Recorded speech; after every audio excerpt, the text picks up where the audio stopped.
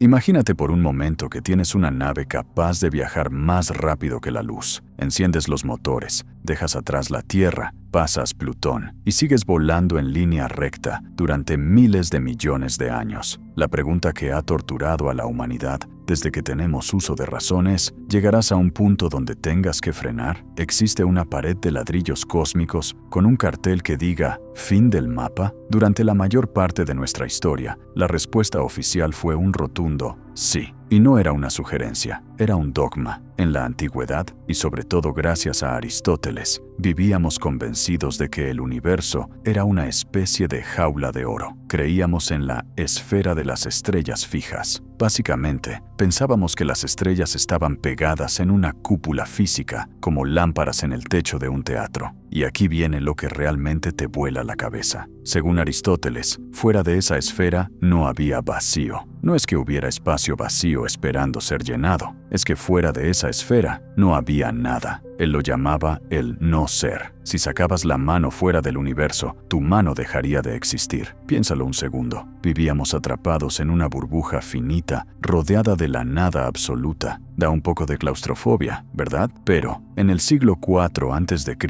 un pitagórico llamado Arquitas de Tarento se atrevió a hacer una pregunta tan simple, tan estúpidamente lógica, que rompió esa cúpula en 1000 pedazos, sin necesidad de telescopios. Arquitas propuso el siguiente experimento mental. Quiero que lo visualices conmigo. Imagina que viajas hasta el mismísimo borde de ese universo esférico de Aristóteles. Llegas al límite final, tocas la pared del cielo, y entonces Arquitas te dice: extiende tu mano o lanza una jabalina hacia afuera. Aquí se plantea la paradoja que cambió la historia. Opción A: la lanza choca contra el muro y rebota. Si choca, significa que hay un obstáculo ahí, y si hay un obstáculo, ese obstáculo ocupa espacio. Por lo tanto, el universo no terminaba donde tú estabas, sino más allá de ese muro. Opción B: la lanza atraviesa el muro y sigue volando. Si la lanza sale, entonces es obvio que hay espacio más allá para que la lanza se mueva. ¿Ves la genialidad de esto? Fue el primer jaque mate de la historia a la idea de un universo cerrado. La conclusión de Arquitas fue demoledora. La lógica nos dicta que el espacio no puede tener un borde físico, porque si tiene un borde, siempre habrá algo al otro lado de ese borde, aunque sea el espacio necesario para que exista el borde. Sin una sola ecuación matemática, solo usando la lógica pura, este hombre nos liberó de la caja. Pero ojo, porque tener razón en esto no siempre fue gratis. Si Arquitas usó una lanza imaginaria para romper el cielo, siglos después,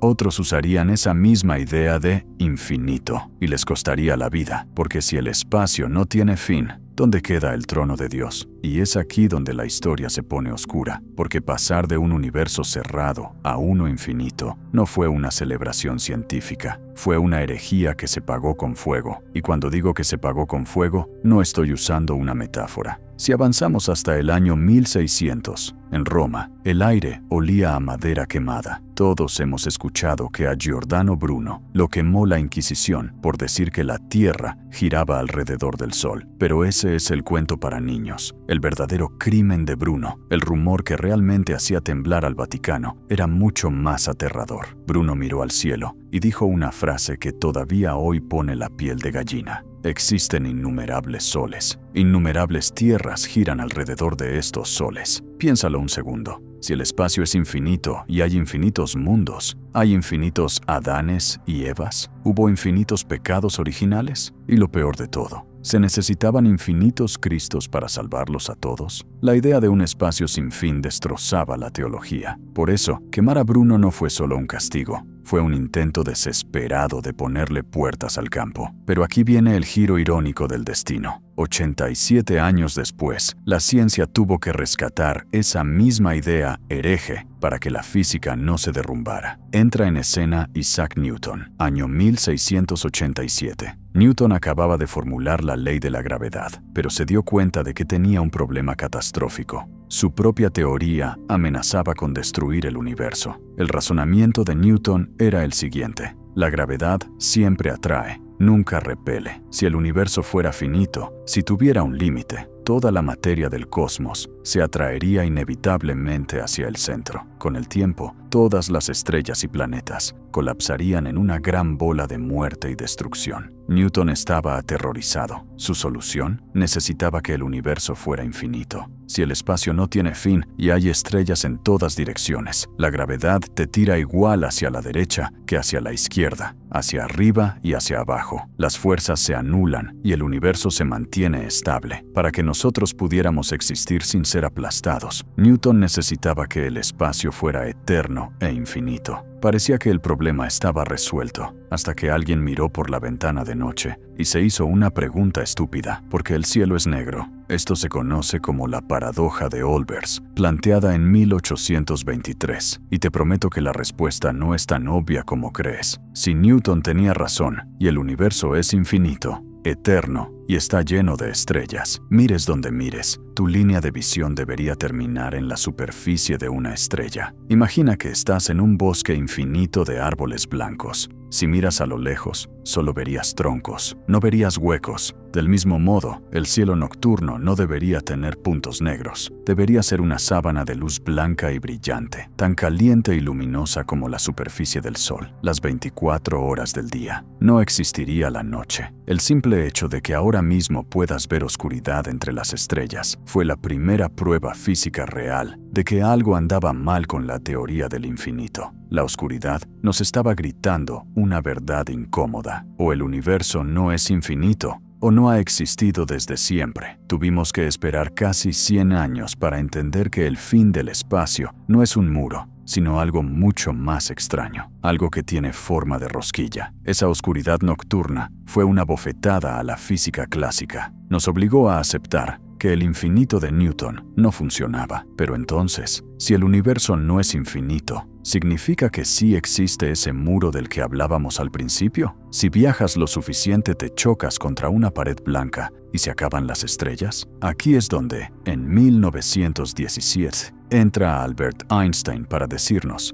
lo estáis pensando todo mal. Einstein propuso algo que desafía el sentido común, pero que es matemáticamente precioso. El universo podría ser finito, pero ilimitado. Sé que suena a contradicción. ¿Cómo puede algo tener un tamaño definido y a la vez no tener bordes? Para entenderlo, no necesitas un doctorado en física, solo necesitas recordar tus tardes en los recreativos o frente a la consola. Piensa en el juego Pac-Man. Cuando mueves al personaje hacia el borde derecho de la pantalla, ¿choca contra una pared? No, desaparece por la derecha y al instante aparece por la izquierda. Pac-Man vive en un universo que es finito. La pantalla tiene un tamaño concreto, pero para él es ilimitado. Podría viajar hacia la derecha eternamente y jamás encontraría una barrera que lo detenga. Simplemente da la vuelta. Einstein sugirió que nuestro universo 3D funciona exactamente igual. La gravedad de toda la materia curva el espacio sobre sí mismo, creando una especie de hiperesfera. No hay borde, no hay abismo, solo un bucle infinito. Y esto nos lleva a una de las curiosidades más alucinantes de la astrofísica teórica. Si esta geometría es correcta, si realmente vivimos en una rosquilla cósmica cerrada, ocurre algo increíble. Imagina que flotas en el espacio, tomas el telescopio más potente que pueda existir y miras recto hacia adelante. Si tienes la paciencia suficiente para esperar miles de millones de años a que la luz dé toda la vuelta al universo, al final del lente no verías el Big Bang ni una pared oscura. Lo que verías sería tu propia espalda. Te verías a ti mismo, pero miles de millones de años más joven. Verías la parte trasera de tu propia cabeza. Es una idea seductora, ¿verdad? Un universo donde somos el principio y el fin de nuestra propia visión. Pero había un problema. Para que el universo Pac-Man de Einstein funcionara, el cosmos tenía que estar quieto,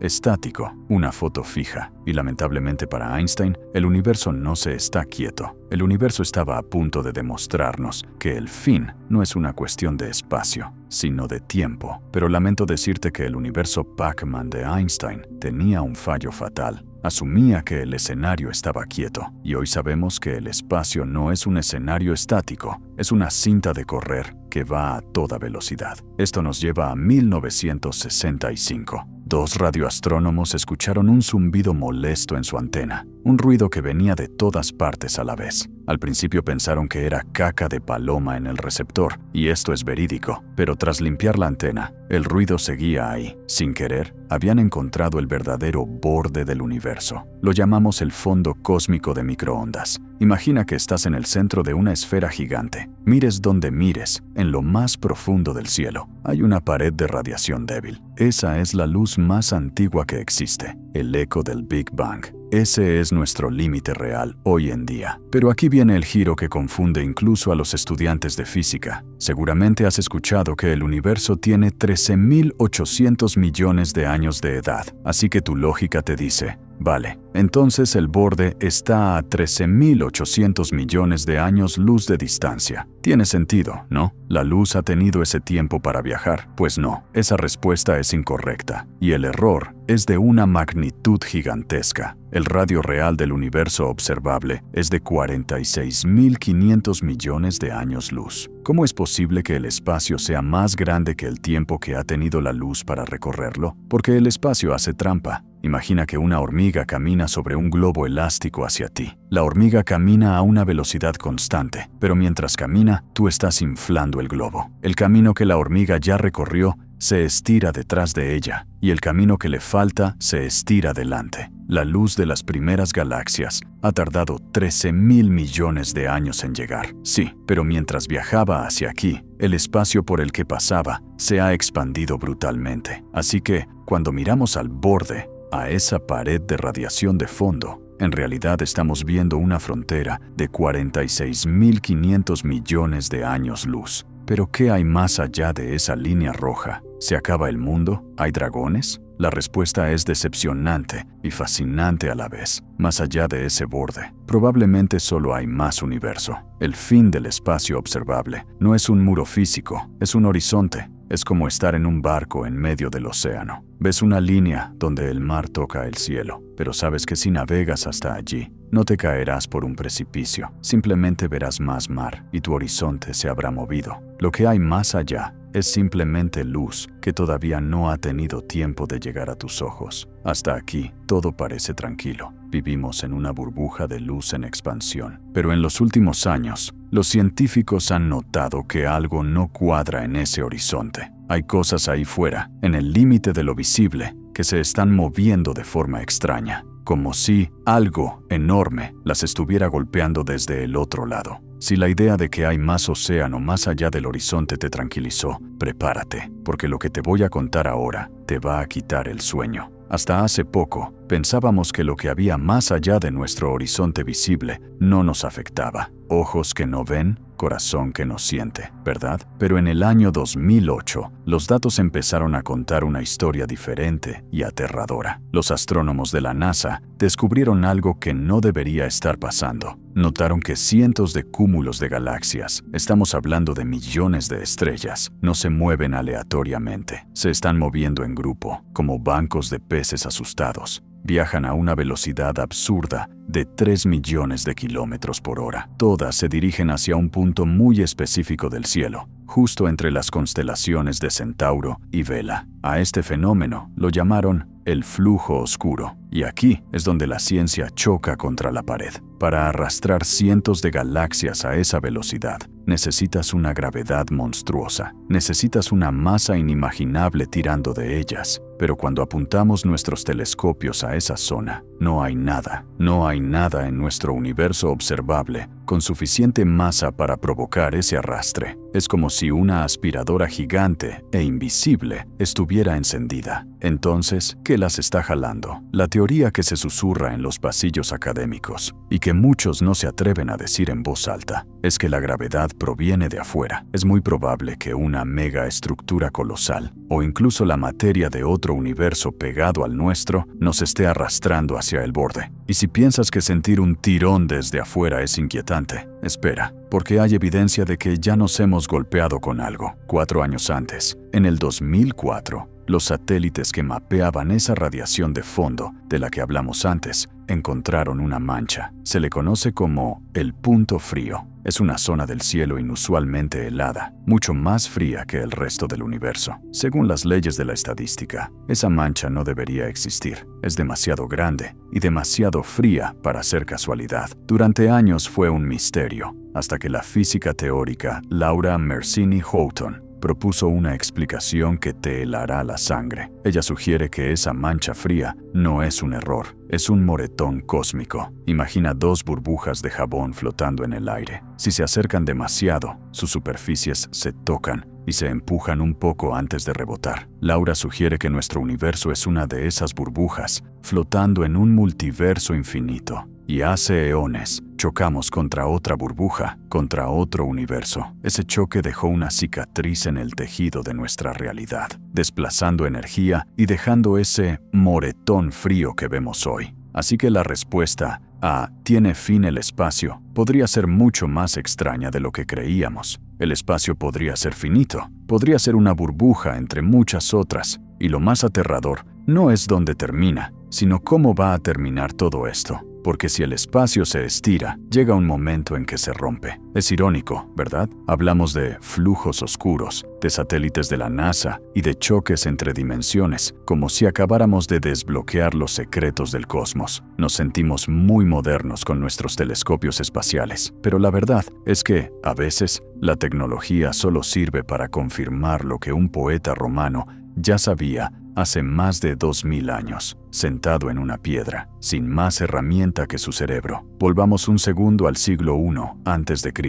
Mientras Roma conquistaba el mundo, un hombre llamado Lucrecio escribió un poema titulado De Rerum Natura, sobre la naturaleza de las cosas. Y no era un poema de amor, era un tratado de física disfrazado de arte. Lucrecio miró el caos del mundo y se dio cuenta de algo que a muchos científicos modernos les costó siglos aceptar. Él dijo, el universo no puede tener fondo, ni techo, ni límites. Su lógica era aplastante y brutalmente simple. Él decía, si el universo tuviera un límite inferior, si tuviera un suelo, toda la materia que existe, las piedras, la tierra, el agua, se habría hundido por su propio peso y se habría amontonado en el fondo durante la eternidad. Si el universo tuviera fin, hoy no veríamos estrellas flotando en el cielo. Veríamos una montaña de escombros cósmicos acumulada en la base de la realidad. El hecho de que las estrellas sigan ahí arriba, suspendidas, es la prueba de que no hay fondo. El universo es una caída libre eterna, pero Lucrecio no se detuvo ahí. Recuperó aquella vieja idea de la lanza de la que hablamos al principio, esa de ¿qué pasa si lanzas una jabalina al borde del mundo? Y la popularizó para las masas. Él escribió,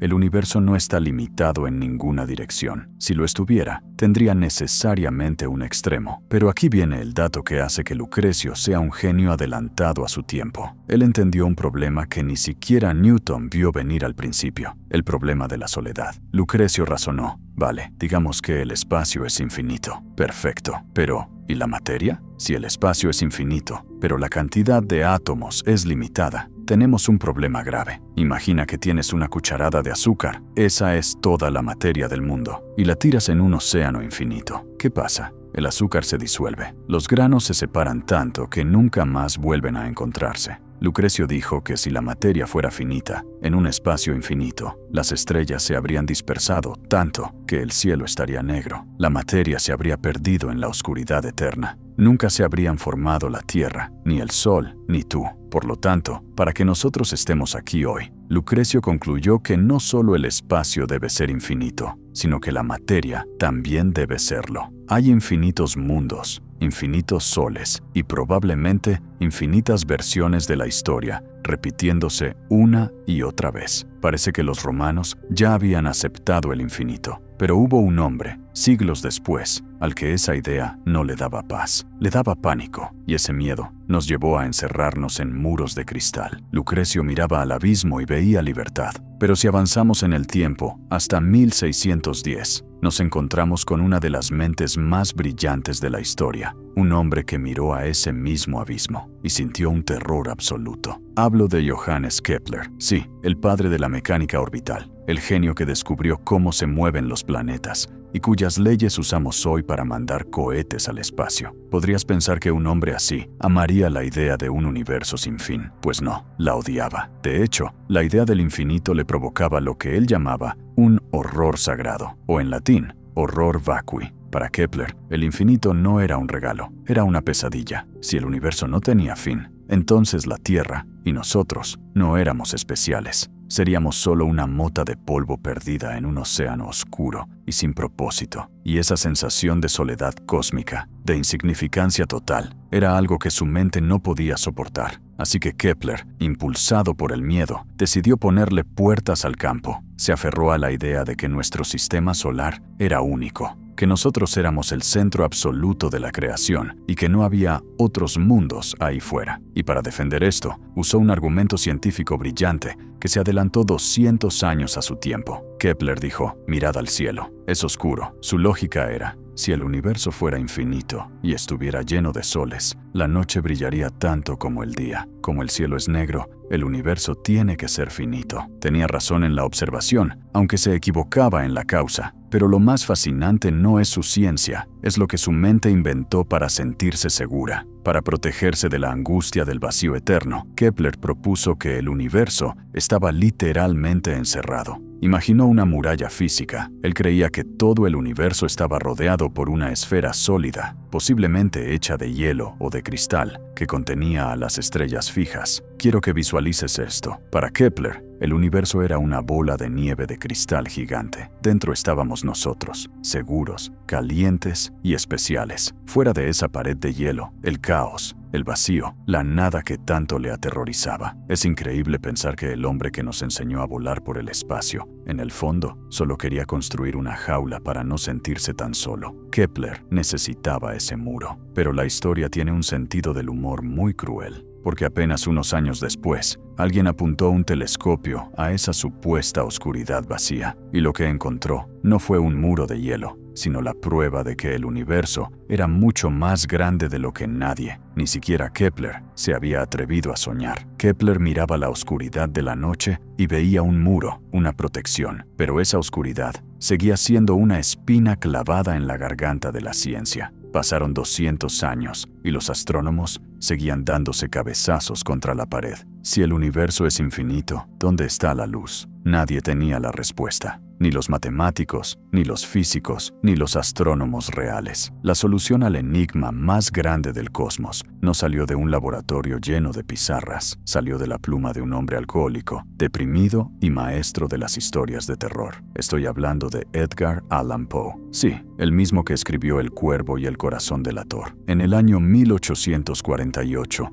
apenas un año antes de morir en circunstancias misteriosas, Poe publicó un ensayo extrañísimo titulado Eureka. Él no lo llamó ciencia, lo llamó un poema en prosa. Pero en esas páginas, entre delirios filosóficos, Poe resolvió el problema que había derrotado a Kepler y a Newton. Poe leyó sobre la paradoja de Olbers y dijo: estáis mirando esto mal. Kepler creía que el cielo era oscuro porque las estrellas se acababan. Poe sugirió algo mucho más inquietante y genial. Las estrellas están ahí, son infinitas, pero su luz todavía no ha llegado. Escucha bien esto, porque es la intuición más brillante del siglo XIX. Poe escribió: la única razón por la que no vemos una estrella en cada punto del cielo es la distancia, que la luz no ha podido recorrer todavía. Piénsalo. Poe entendió dos cosas fundamentales, sin tener ni un solo dato experimental. Primero, que la luz no viaja instantáneamente, sino que tiene una velocidad finita.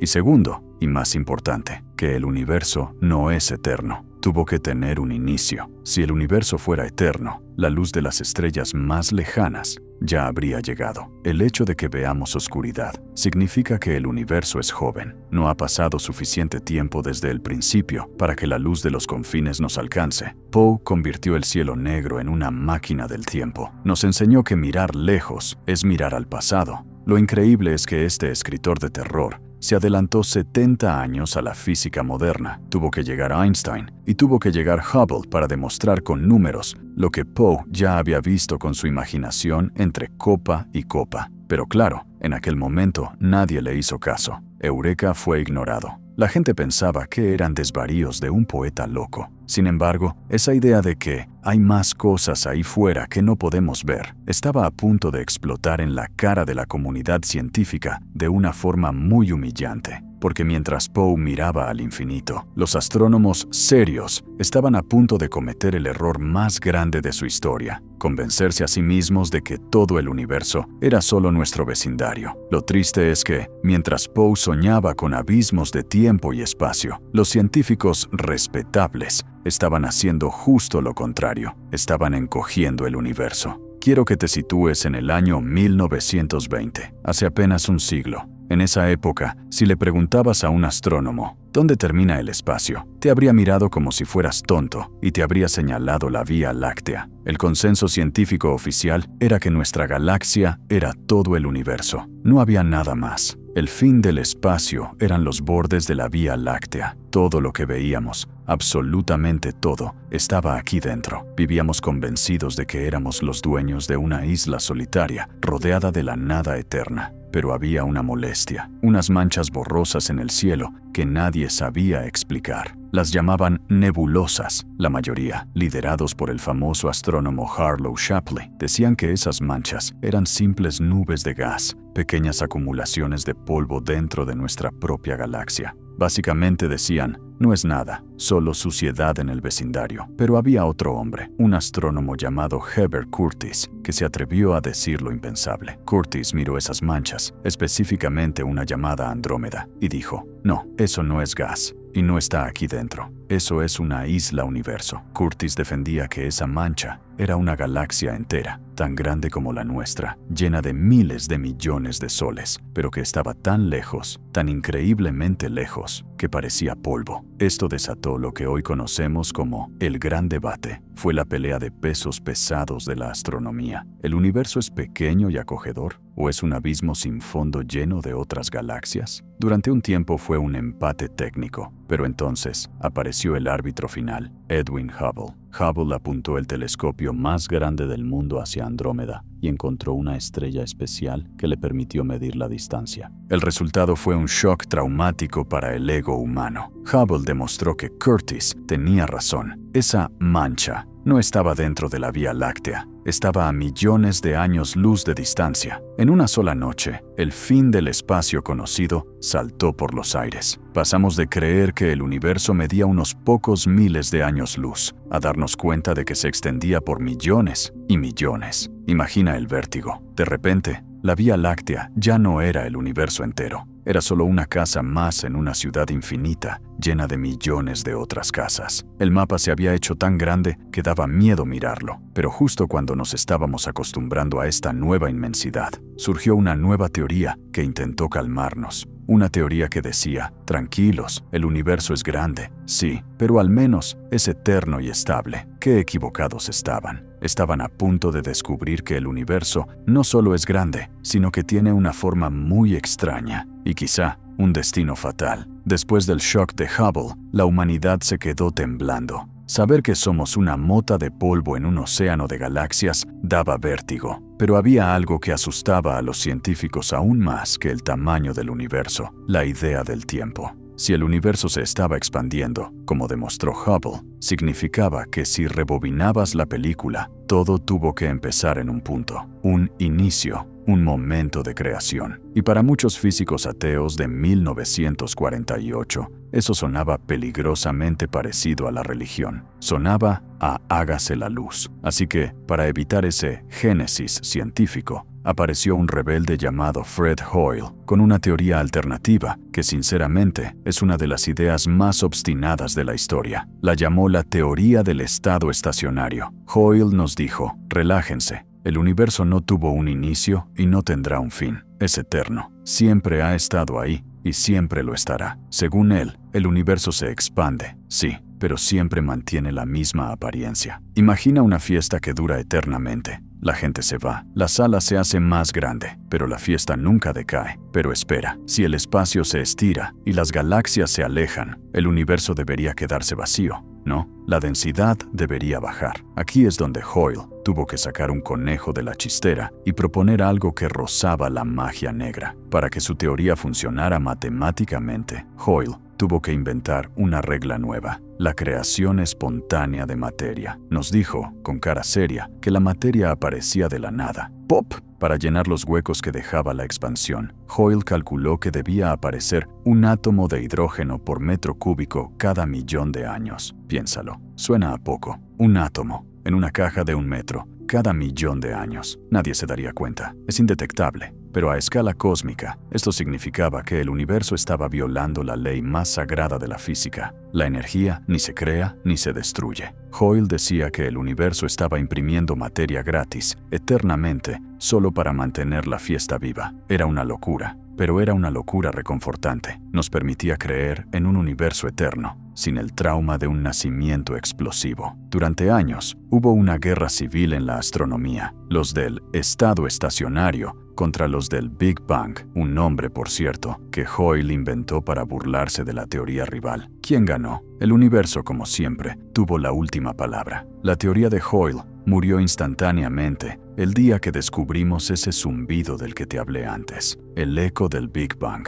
La radiación de fondo probó que el universo fue, en algún momento, denso y caliente. Probó que hubo un principio. Hoyle se equivocó. No hay creación mágica de átomos. Así que volvimos a la casilla de salida. El universo tuvo un inicio y tiene un límite visible. Pero esto abrió una nueva obsesión. Si el universo no es infinito en el tiempo, ¿qué forma tiene en el espacio? Porque algunos matemáticos empezaron a sospechar que el fin del universo podría tener una forma mucho más extraña que una simple esfera. Tal vez la forma de una trompeta infinita. Vale, Fred Hoyle perdió la batalla. Aceptamos que el universo tuvo un inicio explosivo, pero una vez que asimilas que hubo una explosión, surge una pregunta inmediata. ¿Qué forma tiene el humo de esa explosión? Cuando pensamos en el universo, nuestra mente perezosa imagina una esfera, como un globo inflándose. Es lo fácil, pero en la década de los 90, los matemáticos y los físicos teóricos se miraron entre ellos y dijeron, ¿y si el espacio no es una esfera? ¿Y si el espacio es una trompeta? Bienvenido al mundo de la topología extraña.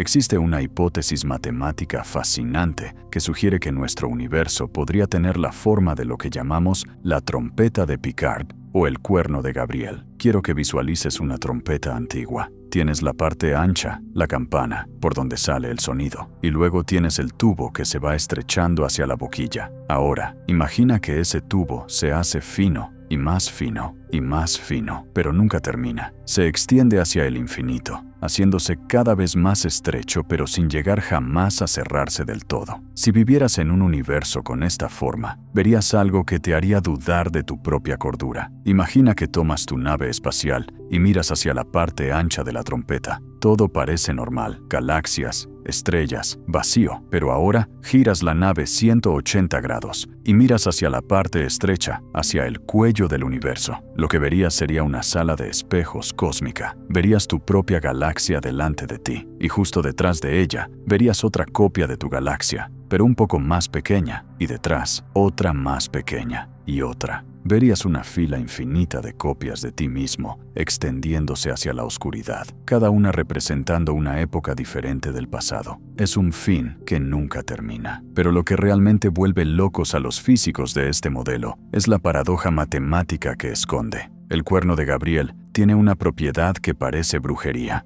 Tiene un volumen finito, pero una superficie infinita. ¿Qué significa esto? Significa que, teóricamente, podrías llenar todo el universo con una cantidad concreta de agua, digamos, tantos litros, y ya está, se llena. Pero, si quisieras pintar las paredes de ese universo, jamás tendrías suficiente pintura. Podrías gastar toda la pintura de la existencia, y nunca terminarías de cubrir las paredes del tubo infinito. Es una pesadilla lógica. Un universo donde puedes ahogarte en un charco finito, pero volar eternamente sin tocar el final. Durante los 90, esta idea nos sedujo. Era elegante, era extraña y explicaba por qué el universo parece infinito en una dirección. Sin embargo, a principios del siglo XXI, lanzamos nuevos satélites para mapear la radiación de fondo con más precisión. Y los datos empezaron a susurrarnos que quizá no vivimos en una trompeta, sino en algo que se parece sospechosamente a un balón de fútbol. Y no es una metáfora deportiva. Los datos sugerían que vivimos atrapados dentro de un dodecaedro. Y si creías que la trompeta era rara, espera a ver lo que pasa cuando intentas salir del balón. Olvídate por un momento de la trompeta infinita y de las pinturas interminables, porque en el año 2003,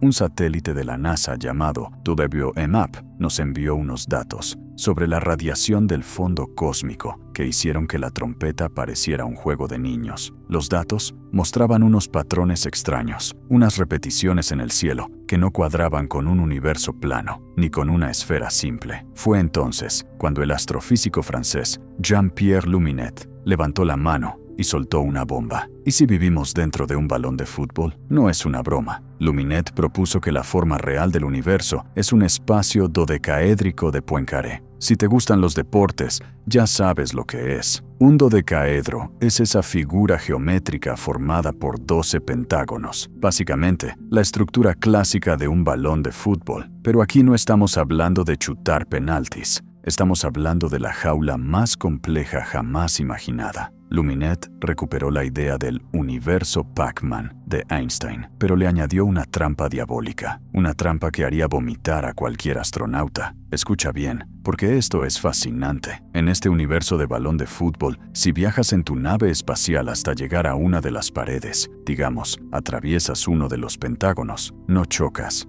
Al igual que en el Pac-Man, reapareces instantáneamente por el pentágono opuesto, en el otro extremo del universo. Pero, y este es el gran pero, reapareces girado. La geometría de este espacio te obliga a rotar exactamente 36 grados. Imagina lo que verías si miraras por la ventana. Si el universo fuera así, sería un caleidoscopio gigante. Verías la misma galaxia repetida una y otra vez en el cielo, pero cada copia estaría ligeramente inclinada respecto a la anterior, formando espirales de luz infinitas. No sería solo una sala de espejos, sería una sala de espejos retorcida, diseñada por un arquitecto loco. Si miraras lo suficientemente lejos para ver tu propia espalda, no te reconocerías al principio, porque tu propia imagen estaría rotada y desenfocada por la curvatura del espacio. Esta teoría fue la favorita de muchos durante años. Era elegante, era cerrada y explicaba ciertos patrones matemáticos a la perfección. Pero la ciencia es una aguafiestas. Años más tarde, lanzamos un satélite más preciso, el satélite Planck, para buscar esas copias rotadas en el cielo. ¿Las encontramos? No del todo. Los datos de Planck hicieron que la probabilidad de vivir en un balón de fútbol cayera en picado. La mayoría de los físicos hoy prefieren pensar que el universo es plano. Sin embargo, y esto es lo importante, los datos no mataron la teoría por completo. El balón de fútbol cósmico sigue siendo una posibilidad matemática real, aunque remota. Es una teoría zombie. No está viva, pero se niega a morir. Pero mientras discutimos si vivimos en una trompeta o en un balón, hay algo que no necesita teorías complejas para asustarnos. Algo muy real, muy grande y muy pesado que hemos detectado tirando de nosotros. Olvídate de la forma del universo por un segundo y preocúpate por lo que se esconde detrás de la cortina de polvo de nuestra propia galaxia. Sinceramente, debatir si vivimos en un balón de fútbol o en una trompeta es divertido, pero es solo eso,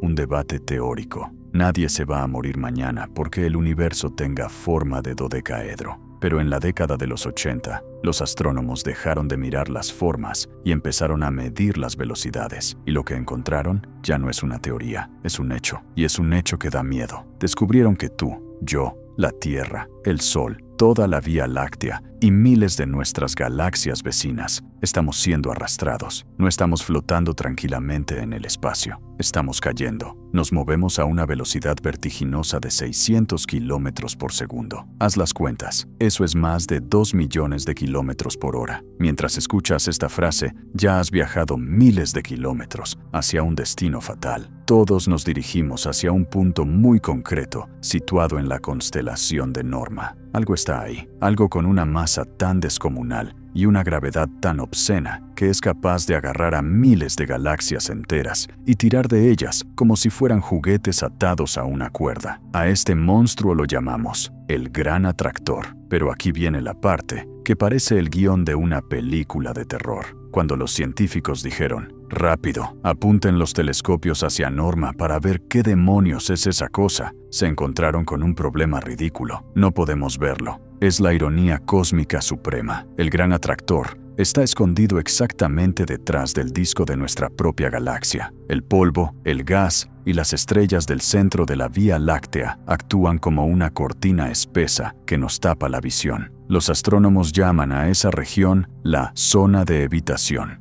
Un nombre muy apropiado, porque es el punto ciego de nuestra realidad. Así que estamos en un coche a 2 millones de kilómetros por hora, sin frenos, dirigiéndonos hacia un muro que no podemos ver, porque tenemos el parabrisas sucio. ¿Qué es el Gran Atractor? La especulación científica es fascinante. Algunos dicen que es simplemente una concentración de masa inimaginable, un supercúmulo de galaxias tan denso que desafía la lógica. Otros, más pesimistas, sugieren que podría ser un sumidero, un punto de drenaje gravitatorio hacia una estructura mucho mayor que ni siquiera comprendemos. Lo único que sabemos con certeza es que hay un fin local esperándonos allí, una cascada gravitatoria donde todo nuestro vecindario cósmico va a ir a parar eventualmente. Pero la gravedad es caprichosa. Si en un lado del universo está amontonando galaxias y creando monstruos como el Gran Atractor, en otros lugares debe estar dejando huecos. Y si te asusta la idea de ser aplastado por una masa gigante, espera a conocer el horror contrario, la soledad absoluta de los lugares donde no hay nada. Porque justo al otro lado del mapa existe una región tan vacía y tan oscura que si estuvieras allí, ni siquiera sabrías que el resto del universo existe. Bienvenido al verdadero abismo. Si el Gran Atractor es el atasco de tráfico más grande de la historia, lo que te voy a enseñar ahora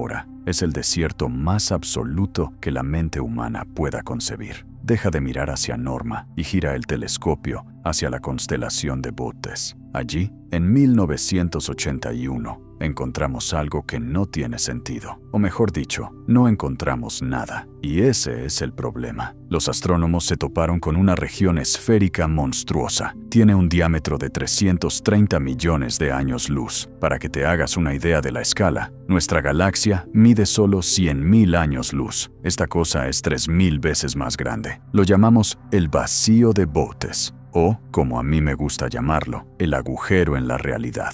Según las leyes de la cosmología, el universo debería ser más o menos uniforme, como una rebanada de pan con pasas bien distribuidas. En un volumen de espacio tan gigantesco, la estadística dice que deberíamos encontrar al menos 10.000 galaxias, 10.000 islas de luz. ¿Sabes cuántas hemos encontrado allí? 60, no 60.000, solo 60. Es como entrar en la ciudad de Nueva York y encontrar que solo viven 3 personas en todo Manhattan. El resto es silencio y edificios vacíos. El aislamiento en este lugar es tan extremo que el astrónomo Greg Aldrin planteó un escenario que da escalofríos. Dijo, si la Vía Láctea hubiera estado en el centro de ese vacío, no habríamos sabido que existían otras galaxias hasta la década de 1960. Piénsalo un segundo. Si hubiéramos nacido allí, habríamos mirado al cielo durante miles de años y solo habríamos visto oscuridad total rodeando nuestras estrellas. No habríamos tenido ni idea de que el universo es vasto. Habríamos creído, con total certeza científica, que nosotros éramos lo único que existía en la creación. Estaríamos solos en una isla negra. Pero la pregunta es, ¿por qué está vacío? La naturaleza odia el vacío. Aquí es donde entra el rumor más loco y fascinante de la ciencia ficción moderna. Algunos especulan, y esto es pura imaginación, pero déjame que te lo cuente, que el vacío de Bootes es demasiado perfectamente esférico para ser natural. La teoría sugiere que quizás estamos viendo una esfera de expansión de una civilización tipo 3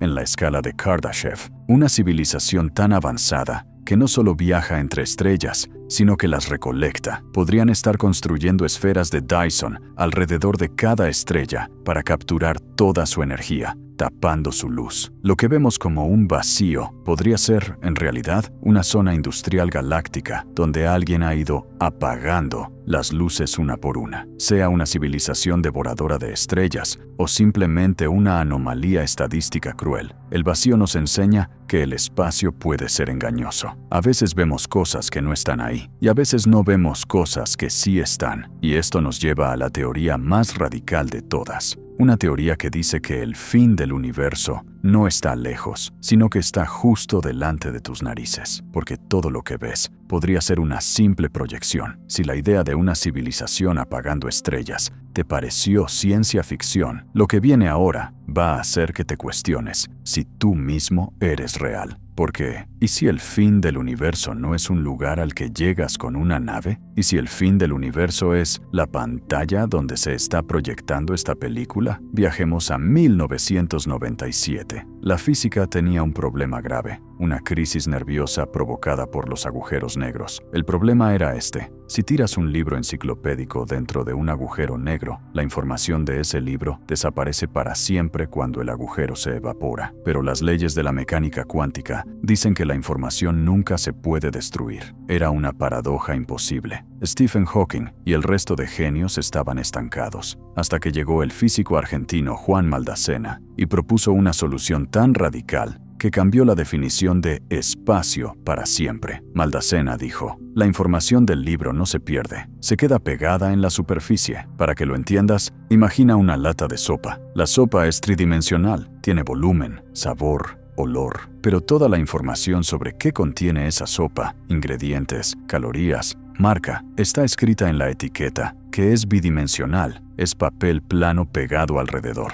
Maldacena demostró matemáticamente que el universo funciona igual. Esto se llama el principio holográfico. La teoría sugiere que todo lo que tú ves como realidad de 3 dimensiones, tu cuerpo, tu casa, la profundidad del espacio, es en realidad una proyección generada desde una frontera lejana en 2 dimensiones. Imagina un holograma de seguridad en una tarjeta de crédito. Es plano, es una pegatina 2D, pero si le da la luz correctamente, ves una imagen en 3D flotando. Maldacena nos dice que nosotros somos esa imagen flotante. Toda la información de tu vida, cada átomo de tu ser, está escrita en el borde del universo, en una superficie plana que nos rodea. Si esto es cierto, el fin del espacio es literalmente el hardware. Es la superficie donde están los datos. Nosotros somos la proyección holográfica bailando en el centro. Esto resuelve el problema de los agujeros negros. Sí, pero nos deja con una crisis existencial brutal. Nos convierte en fantasmas de luz con sensación de profundidad. Y si somos hologramas, significa que la verdadera realidad, la física real, está ocurriendo en esa frontera plana, lejos de aquí. Esta idea de que nuestra realidad es solo una sombra de algo más complejo nos lleva directamente a la siguiente gran pregunta. Si somos una proyección, ¿quién o qué está proyectando? ¿Y dónde está esa otra realidad? Porque hay una teoría que dice que no somos hologramas, sino algo mucho más patético. Somos como moscas atrapadas en un papel pegajoso, incapaces de ver que, a solo 1 milímetro de nuestras narices, existe un universo paralelo mucho más grande. Si la idea de ser un holograma te hizo sentir irreal, la teoría que viene ahora te va a hacer sentir atrapado. Porque a principios de los años 2000, la teoría de cuerdas evolucionó y nos dio una bofetada de humildad. Nos dijo que quizás el universo no es una proyección, sino una prisión. Esta es la teoría de Branas. Para entenderla, olvida por un momento los telescopios y mira tu propia sombra en el suelo. Tu sombra es un ser de 2 dimensiones. Vive pegada al suelo. Si esa sombra tuviera conciencia, pensaría que el universo es solo el suelo. No puede mirar hacia arriba, no puede despegarse. Para ella, la tercera dimensión, la altura, no existe. Pues bien, los físicos sugieren que nosotros somos esa sombra. Nuestra realidad entera, todo lo que llamamos universo, podría ser una membrana de 3 dimensiones, una brana, flotando en un espacio mucho mayor de dimensiones superiores, al que llaman el bulk o el volumen. Imagina que nuestro universo es una hoja de papel, flotando en medio de una habitación gigante. Nosotros somos dibujos hechos con tinta en ese papel. Podemos movernos a lo largo y a lo ancho del papel, pero no podemos salir de la hoja. Estamos pegados a ella. Aquí es donde la analogía se vuelve un poco asquerosa, pero muy efectiva. Los físicos dicen que somos como moscas pegadas en una cinta atrapamoscas. Sentimos que somos libres, pero estamos adheridos químicamente a esta membrana tridimensional. La materia de la que estamos hechos, tus átomos, la luz, los electrones, son cuerdas abiertas cuyos extremos están pegados a la brana. No podemos escapar, pero hay una excepción. Hay un prisionero que sí puede fugarse. La gravedad. Se cree que la gravedad es una cuerda cerrada, un bucle, y por eso no tiene extremos pegados a la membrana. Puede filtrarse, puede escapar hacia el bulk. Eso explicaría por qué la gravedad es tan débil comparada con el magnetismo, porque parte de ella se está escapando hacia otras dimensiones. Y esto cambia radicalmente la respuesta a ¿dónde está el fin del universo? Siempre pensamos que el fin está a miles de millones de años luz, en los bordes del mapa. Pero si la teoría de Branas es cierta, el fin del espacio está mucho más cerca. Pon tu mano frente a tu cara. El fin de tu universo podría estar a menos de 1 milímetro de la punta de tu nariz, solo que está a 1 milímetro en una cuarta dimensión espacial hacia la que no puedes girar la cabeza. Podría haber otro universo, otra Brana con otra civilización, flotando justo al lado de la nuestra, a una distancia microscópica, pero jamás podremos tocarla ni verla porque estamos atrapados en nuestra hoja de papel. Es una idea que da vértigo. La inmensidad no está solo a lo lejos, está aquí mismo, en los pliegues de la realidad que no podemos percibir. Pero claro, si existen infinitas dimensiones y el tiempo es eterno, surge un problema estadístico aterrador. Si le das a la eternidad el tiempo suficiente, la realidad empieza a romperse y a crear pesadillas lógicas, porque, según las matemáticas, es más probable que tú no seas una persona real que ha nacido de una madre, sino algo mucho más solitario y escalofriante que acaba de aparecer de la nada. Vale, respira hondo. Hemos hablado de muros de hielo, de trompetas infinitas y de membranas dimensionales, cosas que están ahí fuera. Pero el siguiente concepto no está ahí fuera, está dentro de tu cabeza. De hecho, podría ser tu cabeza. El problema surge cuando mezclamos la física cuántica con la idea de la eternidad. Si el universo es eterno, si el tiempo no se acaba nunca, las matemáticas nos llevan a una conclusión que preferiría no conocer. Se llama la paradoja de los cerebros de Boltzmann. Piensa en los monos infinitos. Ya sabes, si pones a un mono a aporrear una máquina de escribir durante la eternidad, tarde o temprano, por pura casualidad, escribirá El Quijote sin faltas de ortografía. Es pura estadística. Pues bien, en el espacio vacío ocurre lo mismo. El vacío no está quieto, tiene fluctuaciones cuánticas, partículas que aparecen y desaparecen. Si esperas el tiempo suficiente, y recuerda, tenemos tiempo infinito, esas partículas se juntarán por azar para formar un átomo. Si esperas más, formarán una molécula. Y si esperas una eternidad, es estadísticamente inevitable que esas partículas se junten para formar algo mucho más complejo. Las matemáticas dicen que es posible que se forme, espontáneamente y de la nada, un cerebro humano completo. Un cerebro funcional, caliente, lleno de neuronas disparando electricidad. Y aquí viene el horror. Ese cerebro no estaría en blanco. Tendría recuerdos falsos implantados por la casualidad de los átomos. Tendría recuerdos de una infancia que nunca existió, de una familia que nunca conoció. Recordaría haber desayunado esta mañana y recordaría estar viendo un video de YouTube sobre el fin del espacio justo ahora. Mírate las manos, toca la mesa, siente tu respiración. Todo eso parece real, ¿verdad? Pero la paradoja de Boltzmann dice que la evolución es un proceso lento, costoso y muy difícil. Crear un universo entero con galaxias y planetas y biología durante 13.000 millones de años es estadísticamente menos probable que el hecho de que un solo cerebro aparezca de repente por una fluctuación cuántica. Por lo tanto, es abrumadoramente más probable que tú no seas un ser humano real. Es más probable que seas un cerebro de Boltzmann que acaba de materializarse hace 1 milisegundo en medio del vacío profundo, alucinando toda tu vida y que se disolverá en la nada dentro de 1 segundo. Da miedo, ¿eh? Esta idea es tan absurda que los físicos la usan como una prueba de que algo estamos haciendo mal. Dicen, si nuestras teorías sobre el universo eterno predicen que hay más cerebros flotantes que personas reales, entonces nuestra teoría del universo eterno tiene que estar equivocada. Los cerebros de Boltzmann son la señal de alarma que nos dice que no entendemos el tiempo. Pero si el universo no es eterno, entonces tiene que morir. Y la forma en que podría morir no es lenta ni pacífica. Existe una posibilidad muy real de que el espacio no tenga un fin geográfico, sino que tenga un interruptor de apagado. Un interruptor que podría saltar ahora mismo, sin previo aviso, borrándolo todo. Si conseguiste superar el miedo de ser un cerebro alucinando en el vacío y decides creer que eres real, que tu casa es real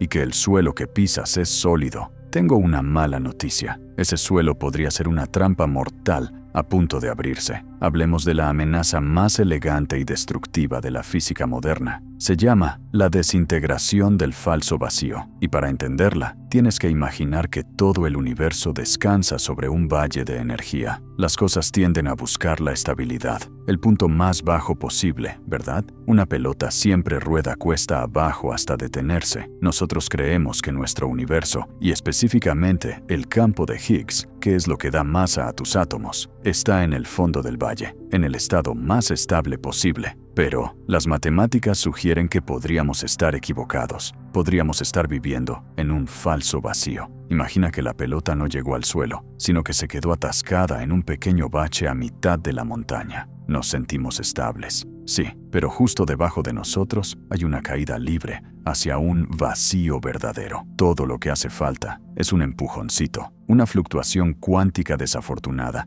en cualquier punto del cosmos. Si eso ocurre, se formará una burbuja de realidad nueva, una burbuja de vacío verdadero. Y aquí empieza la pesadilla. Dentro de esa burbuja, las leyes de la física son diferentes. Las constantes de la naturaleza cambian. La química deja de funcionar. Los átomos no pueden mantenerse unidos. Esa burbuja empezaría a expandirse en todas direcciones para corregir el universo. ¿A qué velocidad? A la velocidad de la luz. Y este es el dato que debería quitarte el sueño esta noche. Como la burbuja viaja a la misma velocidad que la luz, no la puedes ver venir. La luz de la explosión llega a tus ojos al mismo tiempo que la propia destrucción. No mirarías al cielo y verías una tormenta acercándose. No habría aviso en las noticias. No escucharías una sirena. Simplemente, en un instante, estarías ahí, terminando de ver este video. Y al siguiente instante, la estructura atómica de tu cuerpo se habría deshecho, sin dolor, sin sonido, sin tiempo para tener miedo. El universo entero se reescribiría. Todo lo que conocemos, galaxias, estrellas, historia, sería borrado y reemplazado por una física nueva y extraña, donde la vida tal vez sea imposible. Ese sería el verdadero fin del espacio. No una frontera lejana, sino un colapso instantáneo de las reglas del juego.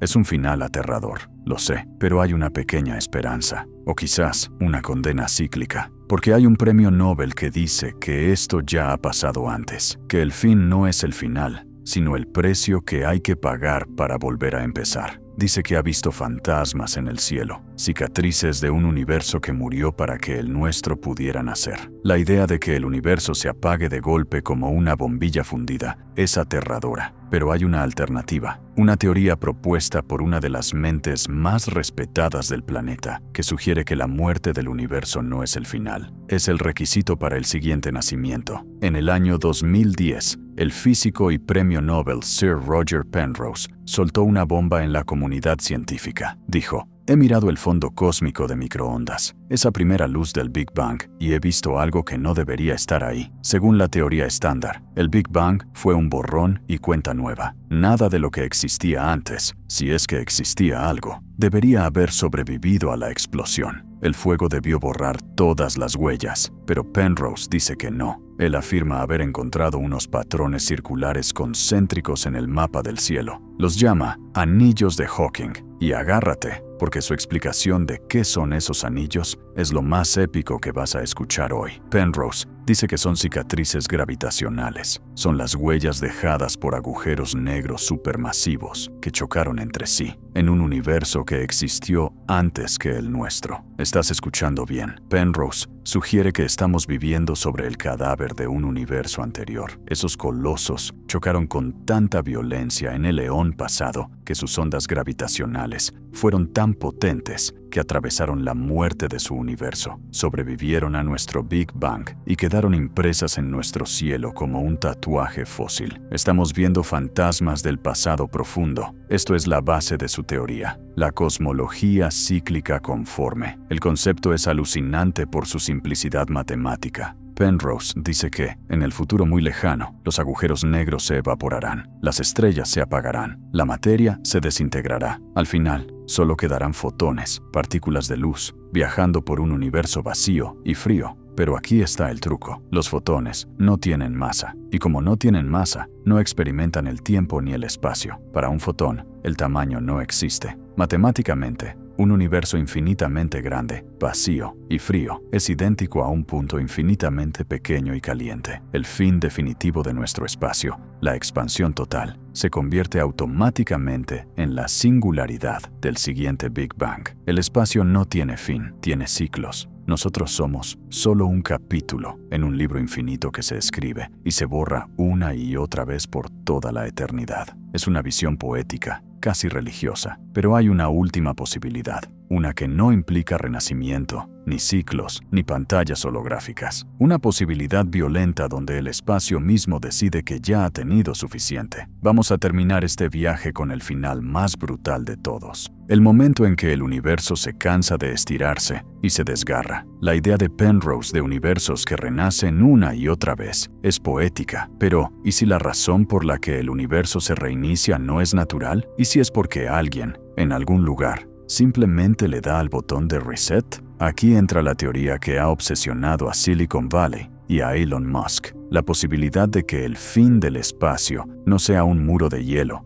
ni una trompeta, ni un vacío, sino un límite de memoria RAM. Si jugaste a las versiones antiguas de Minecraft hace años, sabes exactamente de lo que estoy hablando. El mundo del juego parecía infinito. Podías caminar para siempre, pero si tenías la paciencia de caminar durante semanas hacia el borde del mapa, llegabas a un lugar legendario y aterrador, conocido como las Tierras Lejanas, o Farlands. Allí, el juego se rompía, el suelo se volvía falso, las físicas dejaban de funcionar, los gráficos se distorsionaban y el movimiento se volvía lento. Llegabas al límite de procesamiento del ordenador, llegabas al borde del código. La hipótesis de la simulación sugiere que nuestro universo real funciona exactamente igual. Si vivimos en una simulación informática creada por una civilización superior, esa simulación necesita un ordenador. Y todo ordenador, por potente que sea, tiene límites. No puede renderizar un espacio infinito con detalle infinito. Por lo tanto, tiene que haber un borde de hardware, un punto donde la realidad empieza a pixelarse porque el sistema no da para más. Y no creas que esto es solo charla de fumados en un foro de internet. Los físicos están buscando activamente esos píxeles. Buscan una rejilla en el espacio-tiempo. Si haces zoom en una foto digital, acabas viendo los cuadrados de los píxeles, ¿verdad? Pues los científicos están usando detectores de rayos cósmicos para ver si el espacio es suave y continuo, o si, a la escala más pequeña posible, la escala de Planck, el espacio está hecho de pequeños bloques discretos. También buscan anomalías en los rayos cósmicos, algo llamado el límite GZTK. Básicamente, si vemos que las partículas de alta energía desaparecen o se comportan de forma extraña a ciertas distancias sin explicación, podría ser la evidencia de que hemos golpeado el muro invisible del servidor. Si encontramos esa rejilla, se acabó el debate. Significaría que el fin del espacio es simplemente el lugar donde los programadores dejaron de diseñar el mapa. Y eso nos lleva a la pregunta final, la más peligrosa de todas. Si somos un programa, ¿qué pasa si el sistema falla? ¿Qué pasa si la simulación se cuelga? Hemos buscado el fin del espacio en muros de hielo, en pantallas de ordenador y en burbujas. Pero la teoría final nos dice que el fin no es un lugar al que vas. El fin es algo que te pasa. Hablemos del Gran Desgarro o Big Rip.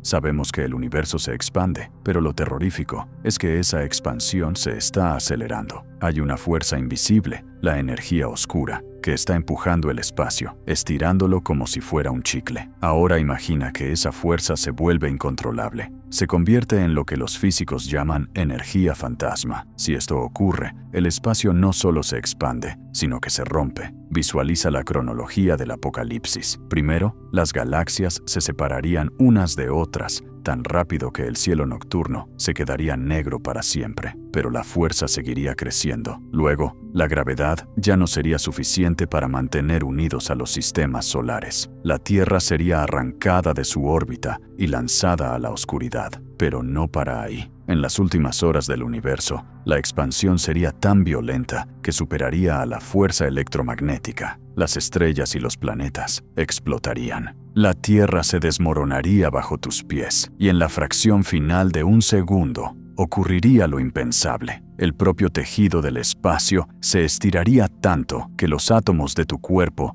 no podrían mantenerse unidos. Tus electrones serían arrancados de sus núcleos. La materia misma sería descuartizada. El espacio se rasgaría, dejando nada, absolutamente nada. Ni tiempo, ni distancia, ni vacío. Solo el fin de la historia. Es un final brutal, pero antes de que entres en pánico, volvamos al presente, porque a pesar de todas estas teorías locas, trompetas, simulaciones y desgarros, hoy, en pleno siglo XXI, tenemos una respuesta científica bastante sólida y sorprendentemente aburrida sobre cómo es realmente el universo. Después de este viaje por la locura cósmica, ¿qué dicen realmente los datos duros hoy en día? Olvidando los rumores y la ciencia ficción, ¿qué nos dicen los satélites? La respuesta corta es que el universo parece ser decepcionantemente normal. Los datos más precisos que tenemos, gracias a la misión Planck, nos dicen que el universo es plano. Y no me refiero a plano como un papel, sino a que la geometría euclidiana funciona. Las líneas paralelas nunca se tocan. Los triángulos suman 180 grados. El margen de error es minúsculo, solo del 0,4%. ¿Qué significa esto para el fin? Si el universo es perfectamente plano, las matemáticas nos obligan a aceptar una conclusión mareante. El universo debe ser infinito. No hay muro, no hay bucle,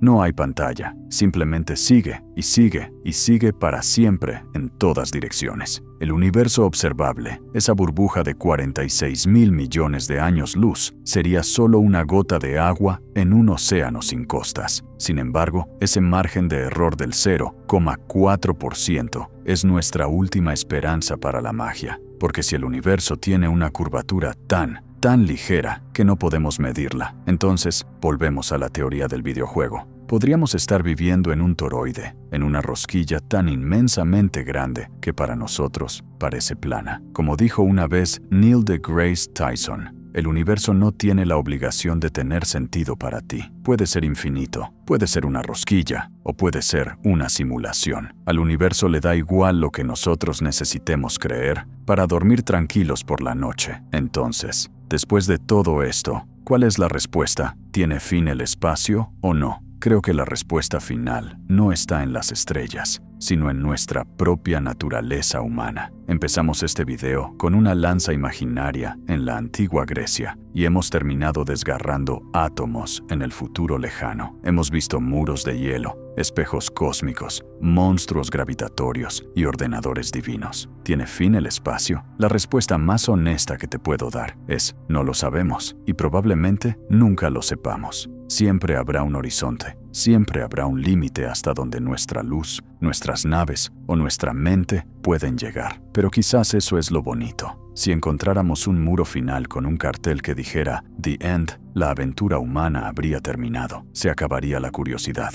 El hecho de que el abismo nos devuelva la mirada, el hecho de que no sepamos qué hay más allá del borde, es lo que nos empuja a seguir construyendo cohetes, a seguir mirando por telescopios y a seguir haciéndonos preguntas imposibles en videos de YouTube a las 3 de la mañana. El espacio no tiene fin, porque nuestra curiosidad tampoco lo tiene. Antes de hablar de cómo muere el universo, tenemos que preguntarnos si nuestro universo es el único que existe, porque hay una teoría que dice que no somos especiales, que somos, literalmente, un accidente en un océano de caos. Se llama inflación eterna. Imagina una botella de champán recién abierta. Ves cómo sube la espuma, ¿verdad? Esa espuma está formada por miles de burbujas individuales, separadas por líquido. El físico Alan Guth sugiere que el cosmos funciona igual. Según esta teoría, la mayor parte del espacio fuera de nuestro universo se está expandiendo a una velocidad tan brutal y agresiva que nunca para. Es un motor de creación de espacio infinito, pero, de vez en cuando, en ciertos puntos, esa expansión frena de golpe. La energía se condensa y, ¡boom!, nace una burbuja tranquila. Esa burbuja es un universo. Nosotros viviríamos dentro de una de esas burbujas. Esto se conoce como el modelo del queso suizo. El queso es el espacio que se expande eternamente, el falso vacío, y los agujeros del queso son los universos bolsillo como el nuestro. Esto redefine por completo qué es el fin del espacio. El fin de nuestro universo sería simplemente la frontera de nuestra burbuja. Pero aquí está la trampa mortal. Nunca podrías salir a visitar a los vecinos. El espacio entre las burbujas, el queso, se expande tan rápido, mucho más rápido que la luz, que aunque tuvieras la nave más rápida posible, jamás podrías llegar a la siguiente burbuja. El borde es una cinta de correr que va más rápido de lo que tú puedes correr.